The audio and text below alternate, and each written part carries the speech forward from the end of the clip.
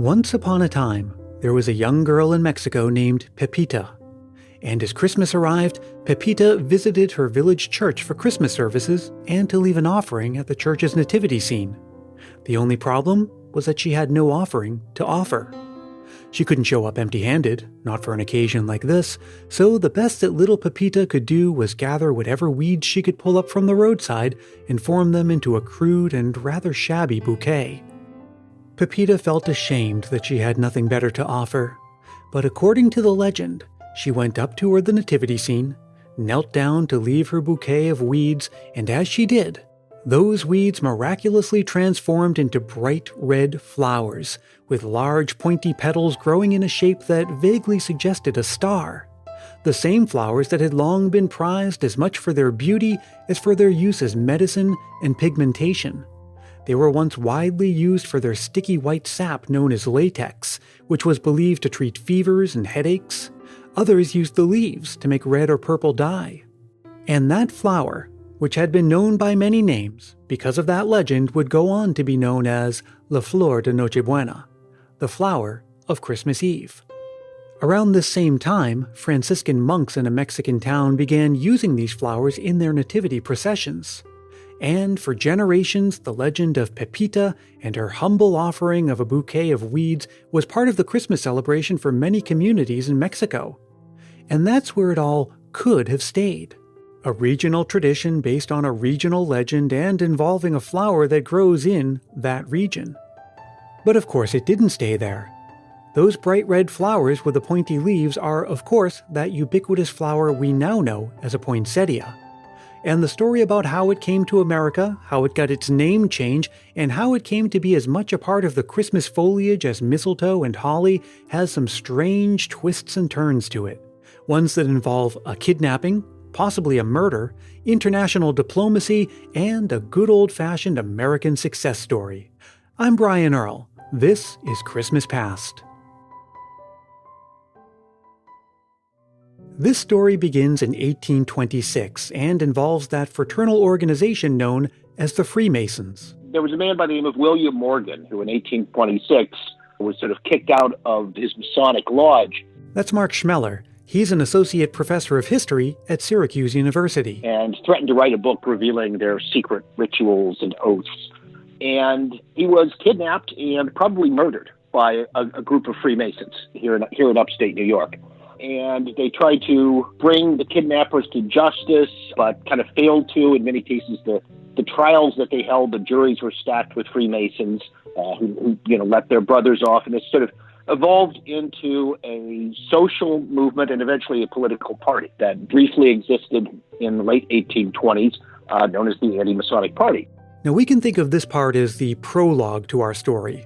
And around the same time that all of this was happening, a man by the name of Joel Roberts Poinset was named America's ambassador to Mexico by President John Quincy Adams. Poinset is sort of a learned, well-traveled, slave-owning South Carolinian. And he was involved in democratic politics. And he goes to Mexico really with sort of instructions to promote the American system of Republican government. Poinsett had a long career and a broad education before all of this. His resume reads like one of someone who grew up in a wealthy and privileged family in the 19th century. He studied law, he's referred to as a physician and a diplomat, he was an amateur botanist and spoke several languages.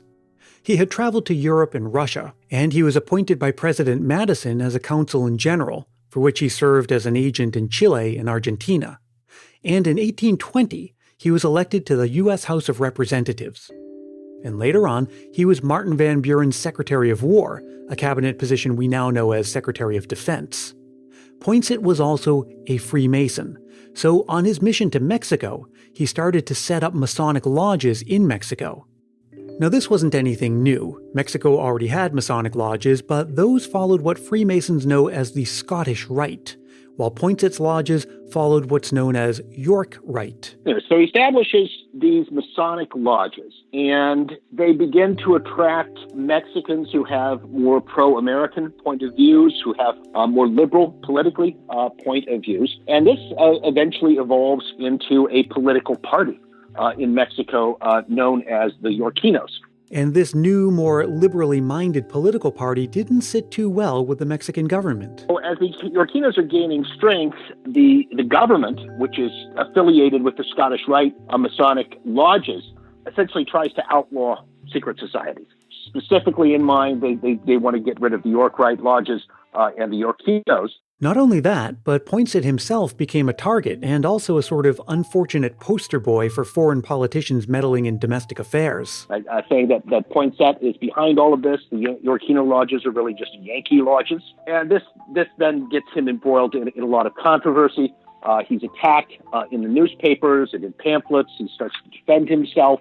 Mexicans began to use a term poinsettismo, meaning just, sort of officious Yankee meddling. That sort of becomes a popular term. He becomes really identified as the face of sort of Yankee arrogance, Yankee meddling in Mexican domestic politics. So some ironies to this is that Poinsett had a very positive attitude towards Mexico. He wrote a very generous book about Mexico. He was considered sort of to be the leading American authority on Mexico, but he becomes reviled in Mexico. Luckily for Poinsett, and for us, there would be something else named after him. And that takes us back to the legend of Pepita and her bouquet of weeds that miraculously transformed into those bright red flowers. Which, by Poinset's time, were being used in nativity displays. He's very impressed by this, and he sends it back to South Carolina. And then this catches on. It becomes very popular at flower shows. And in 1836, a Scottish botanist named Robert Graham labeled the flower a poinsettia, and the name stuck. Had it not been for Poinset's mission to Mexico and his interest in botany, the poinsettia may never have enjoyed the wide popularity at Christmas it does today. But that ubiquity we see nowadays, with poinsettias available at every nursery, every flower shop, every grocery store, and even in many drugstores, gas stations, and elsewhere, could only be possible with cultivation on a massive scale. And for that, we can thank a botanist named Paul Ecky. In the early 20th century, Ecky started his poinsettia empire in Southern California, at one point producing 90% of all the world's poinsettias. And one of his early innovations was to sell the poinsettia as a potted plant rather than as a floral bouquet, as they had normally been sold up till then. You see, they didn't ship well or last long in general that way. Additionally, he licensed technology that allowed him to graft different poinsettia plants together to create a perfect breed for appearance and endurance. Ecky's operation is still in existence today, though the family sold the company in 2012. Today, poinsettias account for nearly a quarter of all potted plants sold in America. And you don't have to worry about their safety as many people once did. Claims that the plant is toxic to humans are still floating around, but they were disproven long ago, so they're safe to have around the house. And unlike mistletoe and holly and Christmas trees, which are often discarded right after Christmas, poinsettias can be maintained long-term, making them a perfect way to keep the Christmas spirit alive all throughout the year. If you've been following the season so far, you know that the Christmas memories are going to work just a bit differently. That's because I'm recording most of these episodes in the summer when it's still just a bit too early to ask you to send them. And I'm doing that because come November, we'll be welcoming a new member to the Christmas Past family and to the household here at Christmas Past headquarters. So in many of these episodes, like this one, the Christmas memories you'll hear will be from yours truly. But I want you to hear me loud and clear. I still want to include your Christmas memories this season. There's still time to send them, and there's still a place to include them in the episodes that will arrive closer to Christmas Day. So as always, the thing to do is record a voice memo into your phone and send it to christmaspastpodcast@gmail.com. Keep it reasonably short, clean and family friendly, and be sure to say your name and where you're from. Now, in the 1980s, there was one voice that rose above all the others on the radio. One consummate entertainer who sang and danced and moonwalked his way into the American culture like few had done before or since. And I idolized Michael Jackson. I kept a scrapbook of Michael Jackson memorabilia, Michael Jackson stickers, trading cards, a small set of posters that came stapled into the back of a magazine, newspaper and magazine clippings of stories about Michael Jackson.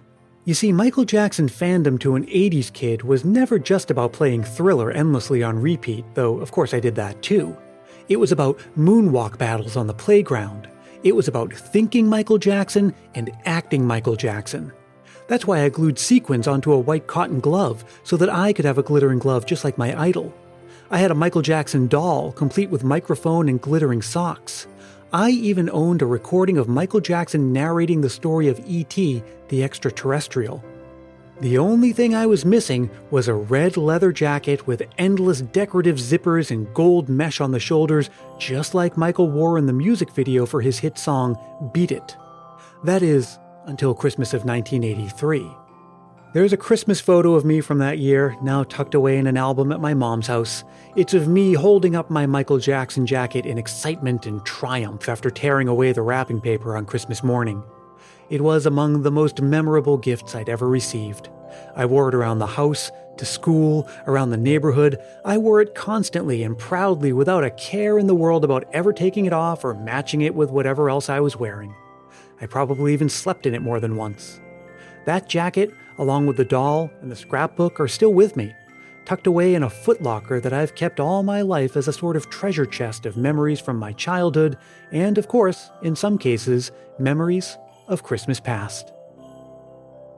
Christmas Past is produced in wonderful Willow Glen by yours truly, Brian Earl. Thanks so much to Mark Schmeller, and thank you for listening and being part of the Christmas Past family. Hey, let's grow that family by spreading Christmas cheer far and wide. Telling a friend about this show or leaving a review on Apple Podcasts are quick and easy ways to show your support. They don't cost a thing, and they really do make a difference. And if you leave a review, I'll send you a Christmas Past sticker and a handwritten Christmas card to say thanks. Reach out for details. You can drop me a line anytime at christmaspastpodcast@gmail.com or connect on Facebook, Twitter, and Instagram. And join the private Christmas Past Facebook group if you haven't yet for a year-round Christmas celebration. And visit christmaspast.media for additional Christmas fun like articles, quizzes, infographics, and more. And until we meet again, stay safe and healthy, look out for one another, and may your days be merry and bright.